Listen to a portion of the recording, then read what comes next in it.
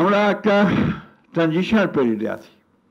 Doctor Debapriya Bhattacharya বলেছেন এবং আমাদের জিল্লুরও বলেছেন যে নেক্সট গভর্নমেন্ট, পরবর্তী সরকার, নিঃসন্দেহে পরবর্তী সরকারগুলোকে এই কাজগুলো করতে হবে। কিন্তু আজকে একটা সুযোগ তৈরি হয়েছে। এই অভূতপূর্ব একটি ছাত্রগণ অভ্যুত্থানের মধ্য দিয়ে আমাদের একটা জাতীয় ঐক্য তৈরি হয়েছিল। সেই জাতীয় ঐক্যকে সামনে নিয়ে আমরা যদি সবাই আমাদের মূল বিষয়গুলোকে একটু সামনে আনতে পারি এবং সেই বিষয়গুলো যদি কাজ করি, চিন্তার ঐক্যমতা যদি থাকে, তা নিঃসন্দেহে আমরা সফল হব। আজকের ফারাক্কা ব্যারেজ বা ফারাক্কা বাঁধ শুধু ফরিদপুর এলাকা, রাজবাড়ী এলাকার সমস্যা নয়, এটা আজকে পুরো দক্ষিণাঞ্চলের সমস্যা। সুতরাং ওই মানুষ, আপনাদের সমস্ত নাগরিকদেরকে যেটা বললেন, সেই নাগরিকদেরকে আজকে ঐক্যবদ্ধ হতে হবে, সব স্তরের মানুষদেরকে হয়ে তাদেরকে সেই দাবি নিয়ে সামনে দাঁড়াতে হবে। সেই যে সরকারই আসুক, যেটা আমাদেরকে আমরা চাই। যেটা ডক্টর হোসেন জিল্লুর বলেছেন যে আগে থেকে এই বিষয়ে আমরা কাজ করতে পারি কিনা, অবশ্যই আমরা এই বিষয়টাতে আপনারা অত্যন্ত সচেতন। আপনারা জানেন যে আমাদের দলের বর্তমান চেয়ারপারসন দেশনেত্রী বেগম খালেদা জিয়া, তিনি অনেক আগে দ্বিতীয় সেতুর কথা কমিট করেছেন, তার কমিটমেন্ট আছে।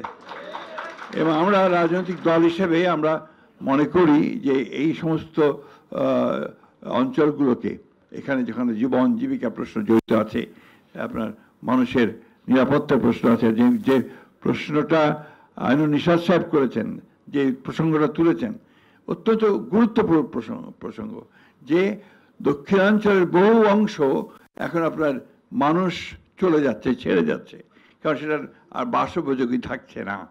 এটা অত্যন্ত একটা ইম্পর্টেন্ট একটা ইস্যু। আমার মনে হয় পরবর্তী সরকারগুলো শুধু নয়, জনগণেরও এই বিষয়ে অত্যন্ত সজাগ থাকা উচিত। আমি বক্তব্য দীর্ঘ করব না, আমি শুধু এইটুকু বলেই শেষ করতে চাই, সব কিছুই নির্ভর করবে মানুষের উপরে। আমরা 1971 সালে যুদ্ধ করেছি, দেশ স্বাধীন করেছি।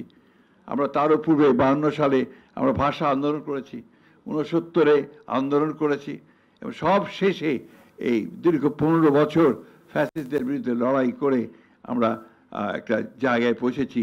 এই জুলাই মাসে, অগাস্ট মাসে আমরা একটা ভয়াবহ দানবীয় একটা সরকারকে আমরা সরাতে সক্ষম হয়েছি। সুতরাং আমরা পারি, আমরা যদি ঐক্যবদ্ধ থাকি আমরা পারি, এবং আমার বিশ্বাস যে আমরা পারবো। আমি যে রাজনীতিবিদ হিসেবে আমি তো তাদের মতো আপনার টেকনোক্রেটস নই, এবং সেগুলো আমার জানানোর বিষয় নয়। কিন্তু আমি এইটুকু বুঝি যে আমার দেশের মানুষের যে পালস, সেটা আমি বুঝি। আমার দেশের মানুষ উপরে উঠতে চায়, উন্নতি চায়, একটা সত্যিকার অর্থে গণতান্ত্রিক ব্যবস্থা চায়, এবং সেই গণতান্ত্রিক ব্যবস্থার মধ্যে দিয়ে কিন্তু সমস্ত বিষয়গুলোর সমাধানের পথ খুঁজে পাওয়া যাবে। অনেকে আজকাল অনেক কথা বলছেন, সংস্কার হচ্ছে।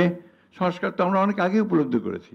আমরা 2016 সালে আমরা প্রথম ভিশন 2030 দিয়েছি, যেখানে আমাদের সমস্ত পরিবর্তনের কথা, সংস্কারের কথা আমরা বিএনপির পক্ষ থেকে বলেছি, বেগম জিয়া বলেছেন। আমরা 22 সালে আমাদের নেতা তারেক রহমান সাহেব 31 দফা দিয়েছেন, যে 31 দফাই আজকে কিন্তু সমস্ত সংস্কারগুলো যে কমিটিগুলো হয়েছে সেই বিষয়গুলো নিয়ে আলোচনা চলছে।